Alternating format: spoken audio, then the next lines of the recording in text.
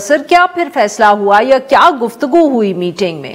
بالکل جیسے آپ نے کہا کہ آج کوئی زیادہ ہائی ایکسپیکٹیشنز بھی نہیں تھے. آج ایک تو انہوں نے ماحول کو بہتر بنانا تھا اور ایک میسیج دینا تھا کہ بیٹھ کے بات چیت ہو سکتی ہے. پی ٹی آئی نے پچھلے 8-10 سال میں اس طرح کا ماحول پیدا کیا ہوا تھا کہ کوئی بھی پولیٹیشین اپنے جو اپوزیشن کے لوگ ہیں ان سے بات کرنے کو تیار نہیں تھا, ہاتھ ملانے کو تیار نہیں تھا, اور اس کا ٹرکل ڈاؤن ایفیکٹ ہو رہا تھا. ورکرز تک یہی بات جا رہی تھی اور بہت ہی پولرائزیشن تھی. تو فیصلہ یہ کیا گیا ہے کہ ایک تو بیٹھے, چونکہ اکانومی بہت نیچے جا رہی ہے ملک کے اندر, جو افواج حکومت تو کہتی ہے اکانومی بہت اچھی جا رہی ہے. دیکھیے میں نے جو حنیف عباسی صاحب نے پریس کانفرنس کی, انہوں نے کہا کہ باہر سے جو ریمیٹنسز آ رہی ہیں ان کے خلاف جو بات ہو رہی ہے وہ ہمارے بڑے نقصان میں, اور یہاں سے جو لوگ جا رہے ہیں وہ ہماری کامیابی ہے. میں نے کہا یہ آپ کی کامیابی نہیں ہے, بلکہ لوگوں کو یہاں پہ جابز نہیں مل رہی اس لیے باہر جا رہے ہیں اور وہ اپنے گزر بسر کے لیے تھوڑے پیسے بھیج رہے ہیں.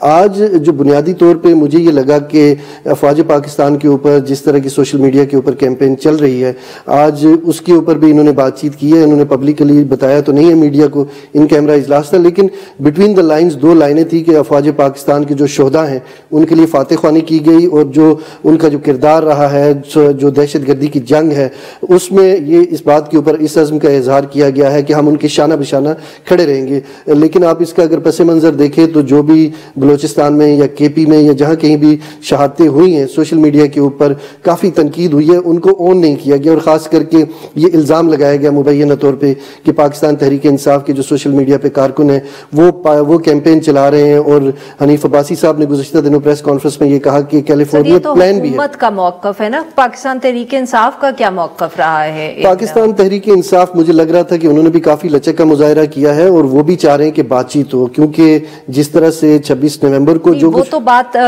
چاہ رہے ہیں, بٹ ان کی طرف سے شرائط بھی رکھی گئی ہیں کہ آپ لوگوں کو ریلیز کریں, کوئی جوڈیشل کمیشن بنائیں. کیا وہ چیزیں آج ڈسکس ہوئیں؟ کیا حکومت نے کوئی اس کے اوپر اپنا موقف دیا ہے؟ کیونکہ ابھی تک ہمیں یہ نہیں معلوم کہ حکومت ان ڈیمانڈز کو یا ان شرائط کو کیسے دیکھ رہی ہے.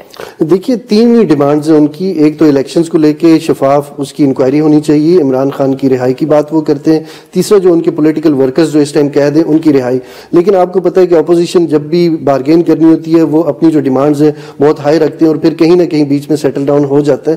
آج انہوں نے خد و خال ضرور بیان کیے, انہوں نے کہا کہ ہماری یہ ڈیمانڈز ہیں, لیکن آج میں نے یہ فیل کیا ہے کہ رانا ثناء اللہ سے جب میری بات ہوئی یا باقی عرفان صدیقی صاحب سے, تو انہوں نے کہا کہ ماضی میں بھی ہم ایک دوسرے کے خلاف بہت باتیں کرتے رہے. تو اس کا مطلب یہ تھا کہ ایکسیپٹیبلٹی زیادہ بڑی ہے حکومت کی طرف سے, اور حکومت ان کی بات سننے کو بھی تیار ہے اور کسی سٹیج کے اوپر جا کے بات ماننے کو بھی تیار ہے. اور اس کے اثرات جب ہم دیکھیں گے کہ عدالتوں میں جو کیسز بانی پی ٹی آئی کے اوپر ہیں یا بشرا بی بی کے اوپر ہیں یا باقی جو پاکستان تحریک انصاف کے جو رہنما ہیں یا کارکن ہیں, تو اگر ان کو وہاں سے ریلیف ملتا ہے تو اس کا مطلب ہے کہ کہیں نہ کہیں یہ مذاکرات کامیاب ہونے جا رہے ہیں. تو ابھی یہ آج کی جو نشست تھی اس میں بنیادی طور پہ ایک جسچر دیا گیا ہے کہ دونوں پارٹیز بیٹھی ہیں, اور حکومت کی جانب سے ساری پارٹیز, پیپلز پارٹی حکومت کے اوپر تنقید کرتی رہی ہے لیکن وہ بھی اس بات کے اوپر آن بورڈ تھی. ایم کیو ایم تھی, اس کے علاوہ علیم خان موجود تھے, ساری نمائندگی موجود تھی اور سارے لوگ اس کے اوپر متفق تھے. یوں لگ رہا تھا کہ ایک نیشنل گورنمنٹ بنی ہوئی ہے اندر. تو اب آپشن کوئی بچا نہیں ہے, نہ ہی تحریک انصاف کے پاس نہ ہی گورنمنٹ کے پاس. تحریک انصاف نے بہت ٹف ٹائم دیا روڈز کے اوپر بھی اور پارلیمنٹ کے اندر بھی, اور حکومت کے آپ کو معلوم ہے کہ وہ بھی کو بہت زیادہ مضبوط وکٹ کے اوپر نہیں چل رہے, تو ان کو بھی کہیں نہ کہیں ان کو انگیج کرنا پڑے گا. پی ایم نے وزٹس کرنے ہیں اور باہر اگر مقبولیت نہیں ہوگی تو یہ بھی ان کے لیے ایک بہت بڑا چیلنج ہے.